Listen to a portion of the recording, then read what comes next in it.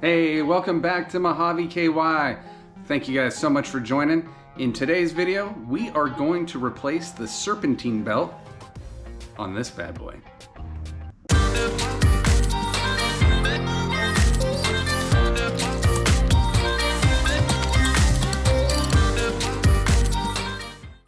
All right, so in today's video, we are going to replace the Serpentine belt on this one. I'm gonna let my work and the discussion that I have just take you away here and won't spend much time on this intro. But just a couple notes. I will have the parts listed down below with links so you know what to get. The only thing I would say is potentially a gotcha on this is that if you don't take off the fan clutch, then you're gonna have to pull the Serpentine belt all the way up and around it. I took the fan clutch off. I have a separate video that's coming that'll show you how to deal with the fan clutch, but that's its own video and it can be a little bit of a pain to take off. So just letting you know, that's really the only kind of gotcha that is in this. Otherwise, if you have the Serpentine belt and you have a breaker bar just to make the tensioner go, and by a breaker bar I just mean you can use the socket, a 1/2 inch socket to do that, or you can get something bigger like you'll see from me in this video. So that's it. See you on the other side. All right, so we're gonna replace the belt. I am also gonna replace this idler pulley on here, and I'll show you why I got that, because I think it is, if you can tell, you can see some, there you go, now you can see it. You can see that's from the idler pulley, which is right there. So we're gonna take this belt off. I have the fan off already. It just is easier, and I was replacing the fan, so I'm doing the belt at the same time. But otherwise, when you got this belt off, you'd have to shove it on the back side of here around the fan, right? Around the fan and then out, and do the same thing in reverse. So you can do it, but I think it'd be a pain. I have a separate video on how to remove the fan and replace the fan clutch if you want to watch that video, so you can see it there. So let's start by taking the tension off this guy. So this is my terrible drawing. You can find better ones online, but this was just so that I had an idea of what the pattern looked like, so I didn't kind of screw it up. So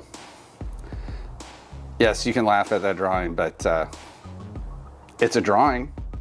Yep.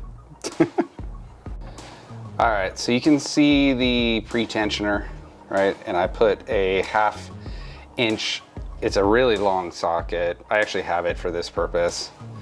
And you just push up on the pre-tensioner and you can see how loose the belt gets. So that's what I'm gonna do. I'm gonna pull up on this, and then I'm gonna take that belt off, and then we're gonna take that idler pulley off that I talked to you about before, and then we're gonna put the belt back on. So should be an easy job, said the man before he did it. All right, quick shot. The belt is off now. I think I'm gonna just, brush these a little bit to get some of the gunk out of those, and then we'll take that pulley off. I'll let you know what that is. I think it's a 15, but I'll confirm. So the idler pulley is a 14 mil, at least that fits nice and snug. I'm gonna have to, I tried pulling this. I really don't feel like raking my fingers across this stuff.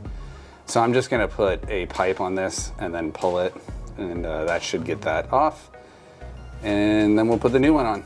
All right, the idler pulley is off.